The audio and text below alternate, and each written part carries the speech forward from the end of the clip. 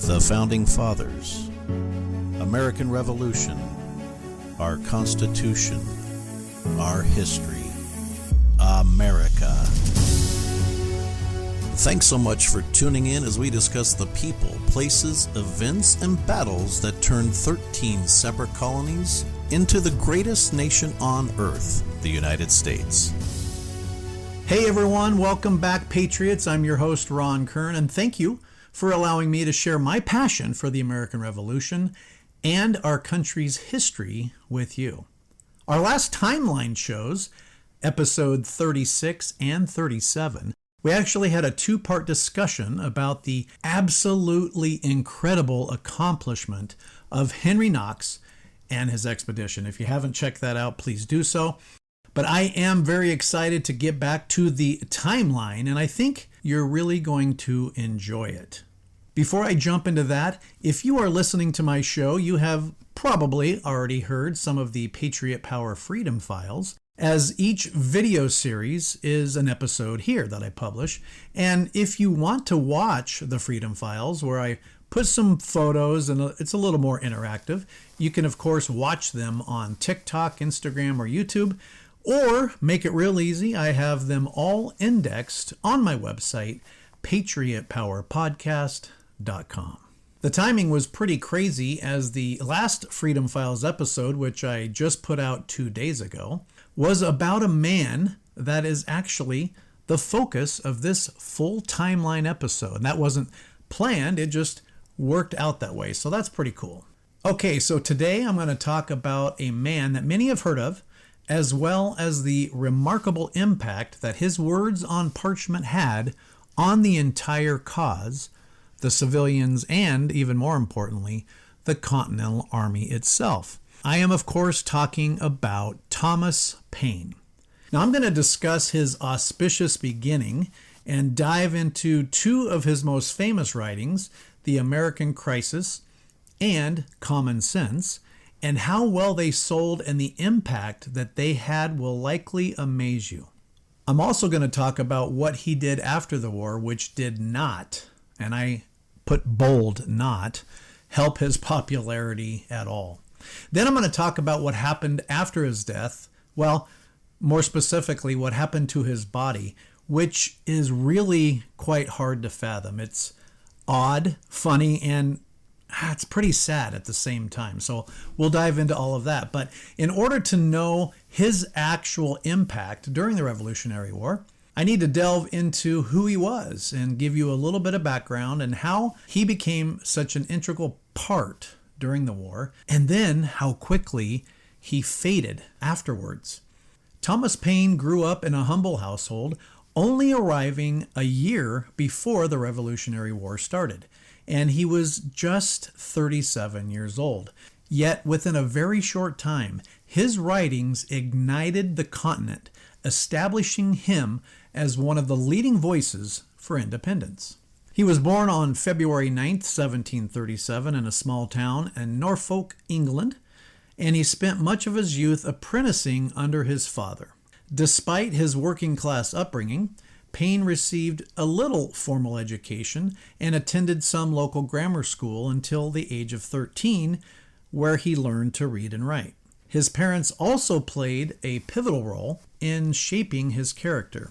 His father, a Quaker, passed down those values that stayed with Paine his entire life, while his Anglican mother instilled a deep knowledge of the Bible in him. Now, that didn't necessarily hold true, as we're going to find out later. However, it wasn't school that actually honed Paine's talent for rhetoric and his passion for human dignity. It was years of working as a customs officer, privateer, school teacher, and several other trades. He was constantly on the move. He lived across England from Norfolk to Kent to Cornwall and other cities, including London, before he settled down in Sussex. There, Paine picked up his quill and learned that writing may not only be his thing, but obviously it came natural to him, and the results were quite exceptional. Although initially uninterested in politics, His many travels exposed him to the stark divide between the rich and the poor in England. Despite widespread talk of English liberties, it was clear to Paine that such privileges were reserved for the wealthy. And once he moved to Lewes, Paine began using his writing to advocate for the rights of his fellow officers. It would be simplistic, though, to view Paine as a working-class hero. While his writing style remained accessible to the less educated, his intellectual interests were quite broad. He admired the work of Isaac Newton, and he did keep up with the latest scientific and technological advances. He was also quite connected, maintaining relationships with leading thinkers of the time, including Benjamin Franklin, who was in London to represent the colonies. And though his connections were valuable, his rhetoric was shaped by the radical ideas that he absorbed. In 1774, Franklin encouraged Paine to move to Pennsylvania. So, with very few ties left in England, his first wife, Mary, had died 6 years earlier giving birth, and his second wife, Elizabeth, had left him after his focus on politics cost him his job. So, at that point, he didn't really have anything to lose, and Paine accepted Franklin's offer. Supported by wealthy friends, he gathered his belongings and set sail for America. And if you aren't aware, anytime somebody came from another country, typically England, and wanted to meet the people in charge, such as Washington and other important figures, you would have to have a letter of recommendation. And that letter would get you through the front door, so to speak. So Benjamin Franklin wrote a letter of recommendation for Thomas Paine, which certainly did not hurt him at all. So Paine gets on a ship, and during the voyage, he nearly died with typhoid fever. But he did recover, and once he did, he secured work as a writer and editor for the Pennsylvania magazine. Unlike in England, where wealth and literacy were concentrated, he found that the American colonies were more prosperous, literate, and politically engaged, which gave Paine a much larger and eager audience. Paine quickly embraced Philadelphia society and the growing discontent with British rule, which had pretty much been brewing since the end of the French and Indian War. In England, they called it the 7 Years' War. So by the time Paine arrived in America, the First Continental Congress had already convened, yet many patriots hesitated to openly support independence. In fact, many of them said, "Don't even utter that word." Most believe that their rights as British subjects had been violated by Parliament, and they sought to have those grievances addressed. Paine, however, held a more radical view, and determined to make the case for independence, he began writing his most famous work, Common Sense. Published on January 10th in 1776, Common Sense not only condemned the British tyranny, but also attacked the very concept of monarchy, advocating for the establishment of an American republic. Paine's clear, forceful arguments resonated deeply with the colonists, and the pamphlet quickly became one of America's best-selling works, second only to the Bible. As one Connecticut reader remarked in a Philadelphia newspaper, quote, "We were blind, but upon reading these enlightening words, the scales have fallen from our eyes." Just 7 months later, the Second Continental Congress declared independence from Britain. Paine continued his writing throughout the war, producing a series of pamphlets under the title The American Crisis. And the first of these were published during a very low point of the conflict. In fact, General Washington's forces had just been defeated quite handily. In fact, it was the biggest battle of the war, the Battle of Long Island, which, side note, my fifth great-grandfather was injured in that battle. And a lot of people started deserting. Morale was at an all-time low. It wasn't a good time, but Paine managed to find resolve in the crisis, writing, quote, you're gonna recognize this, I'm sure, quote, "These are the times that try men's souls. The summer soldier and the sunshine patriot will, in this crisis, shrink from the service of his country." But he that stands it now deserves the love and thanks of man and woman. Washington ordered the pamphlet to be read to his troops before they famously crossed the Delaware River and won a crucial victory at the Battle of Trenton, and then another awesome victory at Princeton. So Paine's words played a vital role in keeping the revolution alive, and it really increased the morale of the Continental Army, who at that point had not been paid in months and months. So it was a good time for something motivational to be read to his troops. After the war, Paine returned to England in 1787, where another revolution was brewing, this time in France. In response to the conservative politician Edmund Burke's critiques of the French Revolution, Paine published Rights of Man in 1791 and in 1792. He was defending the revolution and outlining his vision for a republic where natural rights were respected and hereditary rule was abolished, and the welfare of the poor was a priority. Now, this work earned him honorary French citizenship and a seat on the Constitutional Committee. In France, Paine continued writing influential works such as The Age of Reason, which explored his deist belief, and it laid out his more forward-thinking economic ideas. Despite his support for the revolution, Paine's criticism of the increasingly radical Jacobins led to his arrest, and he was almost executed because of it. But he narrowly escaped execution because James Monroe intervened, and he was the American minister at the time, and as you might know, then became a future president. Paine's political passion never stopped, and he remained pretty darn active even after his release, including a brief meeting with Napoleon Bonaparte, whom Paine later denounced when Napoleon established a dictatorship. I mean, this guy's life is just insane, right?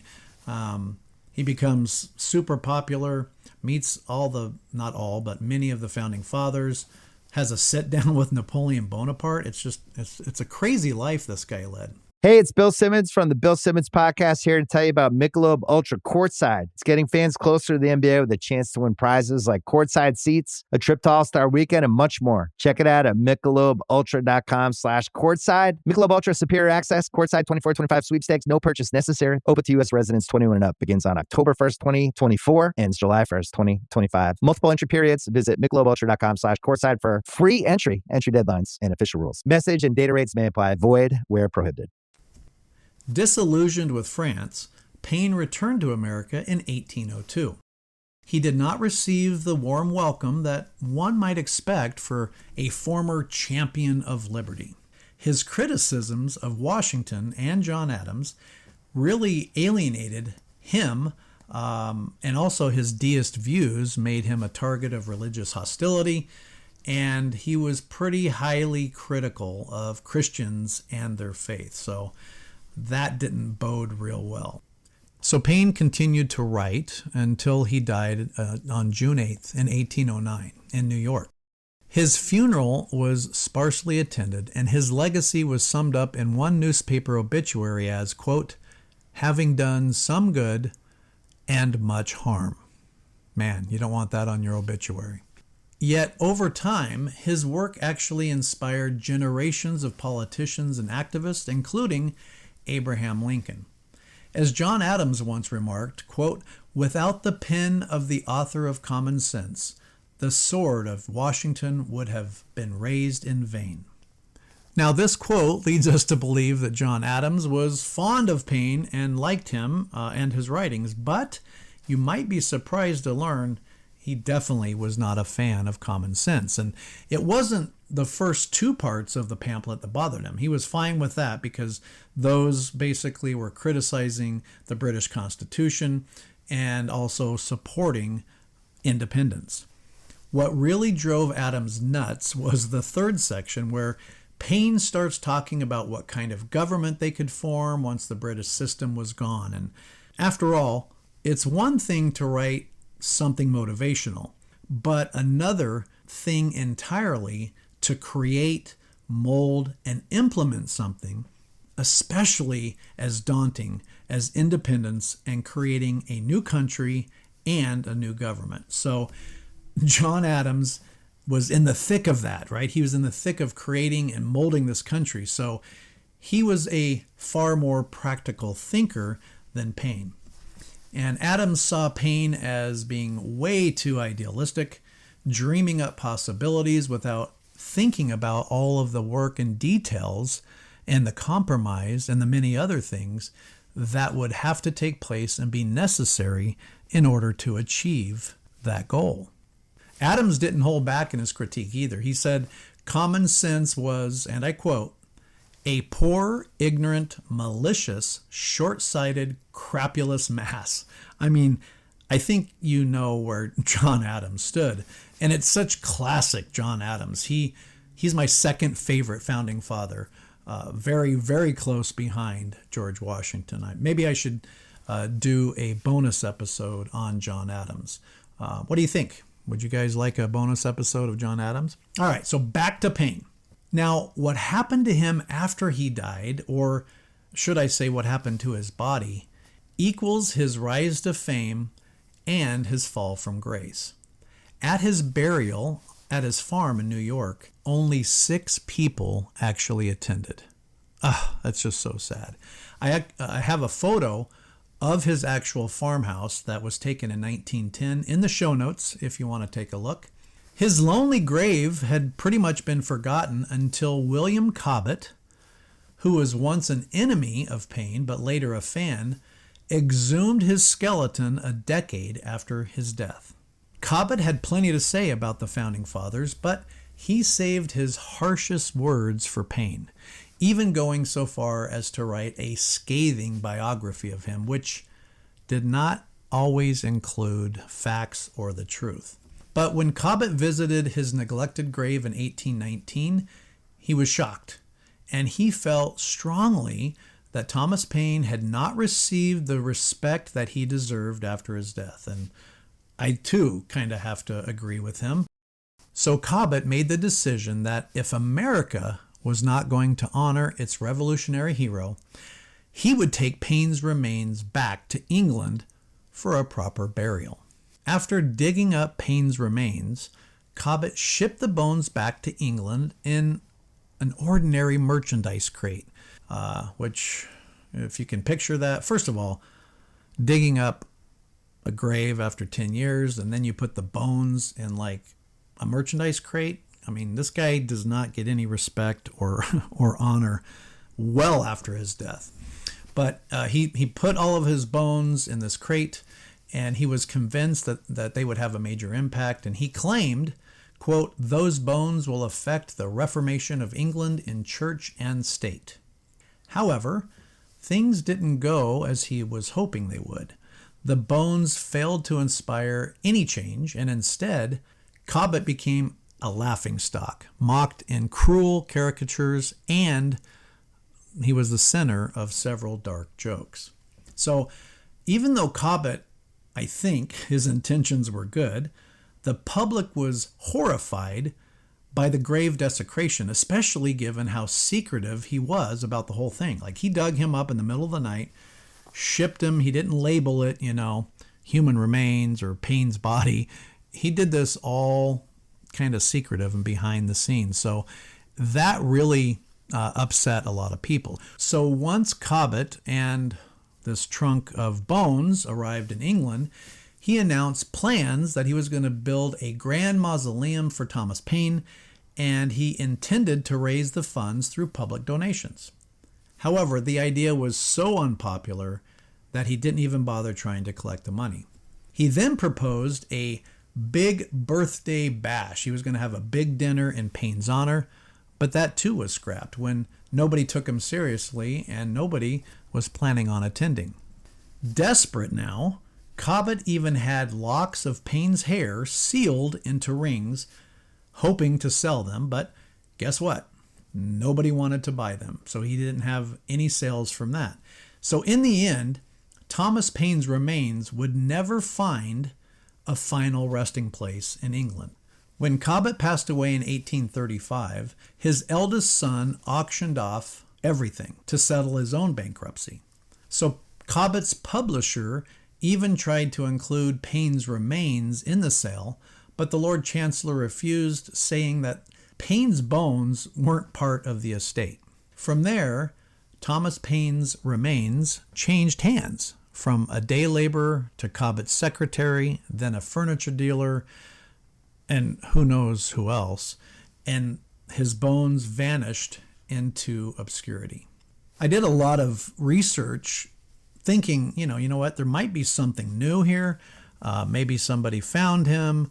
It's been a while, but really the answer I discovered was parts of him are all over the place. It's a sad deal. But according to legend, some of his bones were lost, some were destroyed, some were turned into buttons, or they were sold piece by piece. So it's like, oh, I have Thomas Paine's leg, I have his hand, and I have the bones of his hip. It's like, nobody really knows. And I'm not sure anybody would claim to have those. I mean, that's kind of gruesome and odd, really. According to legend, some of Paine's bones were either lost, destroyed, turned into buttons, or they were attempted to be sold piece by piece. Now, I can't imagine anybody saying, oh, you know what, I have Thomas Paine's arm, or I have Thomas Paine's hip. I mean, that's just weird. But over the years, a variety of people have claimed to possess parts of him. Someone in France said, I have his rib. Somebody in England said, I have Thomas Paine's jawbone. And even somebody in Australia said, I have Thomas Paine's skull. But the only part of Paine still near his original burial site is said to be a mummified brainstem and a lock of his hair, both of which were secretly reburied by a local historical society. So Paine is indeed a very interesting study for sure, and we can see the major and important parts and role he played in motivating the colonists and, more importantly, the Continental Army. We then see his decline, and it was done by what made him super famous, his writing. So his writing was also the reason for his downfall.